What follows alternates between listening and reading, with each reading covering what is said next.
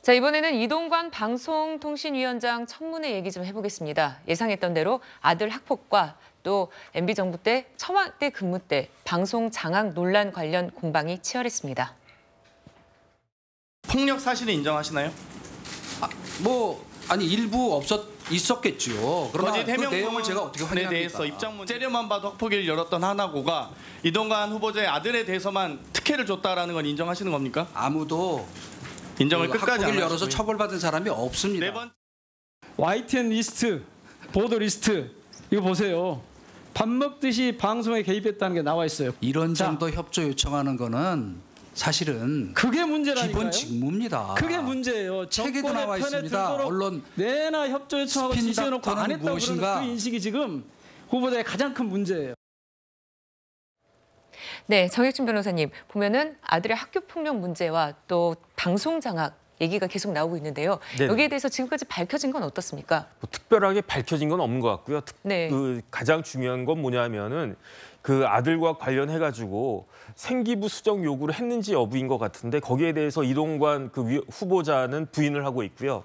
그런데 여기에 그 변수가 있는 것이 그 아들의 1학년 때 담임 교사가 나와가지고 그런 사실이 있었다. 그건 팩트다라고 주장을 하는데 네. 저는 이 부분이 조금 석연치 않은 것이 만약에 그렇다라고 하면은 그 인사청문회 내에서 증인으로 나와가지고 이야기를 했으면 훨씬 더 신빙성이 갔을 텐데 그런데 이게 어떤 문제가 있냐면요. 거기도 이제 증인으로 나왔는데 만약에 이것이 위증이라고 하면 그럼 위증죄로 처벌을 받거든요. 네. 그러니까 왜 이거를 그와 같이 이렇게 그 기자 회견 같은 그런 방식을 통해서 했는가? 만약에 정말로 거기에 대해서 거의 사실이고 그것을 입증할 만한 증거가 있다라고 하면은 증인으로 나와가지고 이야기를 했으면 훨씬 더 이야기가 확실했을 텐데 오히려 그런 태도를 취하지 않기 때문에 그런 그 담임 교사의 말씀 자체도 지금 좀 의문이 되는 것이 아닌가 저는 개인적으로 그렇게 판단이 됩니다. 네, 최진봉 교수님 보면요.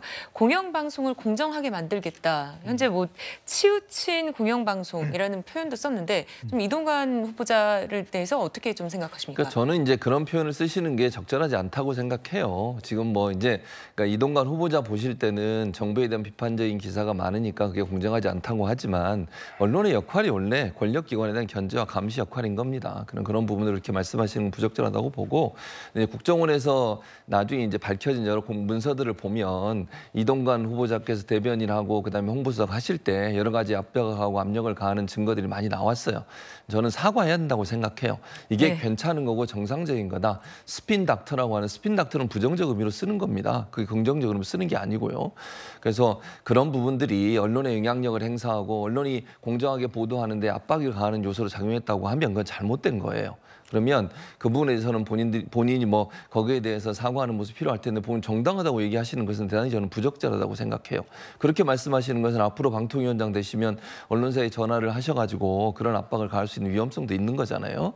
그런 부분들 언론 자유를 침해할 수 있는 거니까 그런 부분에서는 잘못된 부분을 인정하는 게 맞는데 그런 부분을 하지 않은 부분이 대단히 저는 부적절하다고 생각하고요.